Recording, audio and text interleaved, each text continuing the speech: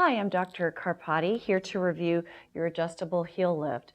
Remember, the purpose of the heel lift is to take the pressure off of the Achilles tendon and the heel. It does come with 3 layers. They are removable and you can reattach them as you need to. I will let you know how many layers you need to peel off and to keep on.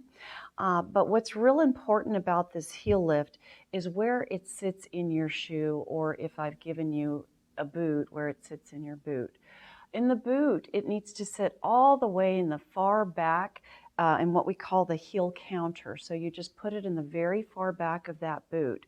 If it's in a shoe, it's really important that it lies underneath the insole in your shoe. So it does not lie on top, it lies underneath. And you basically just wedge it in there.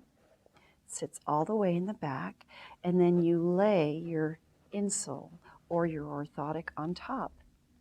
Very easy to use, very effective in what it does.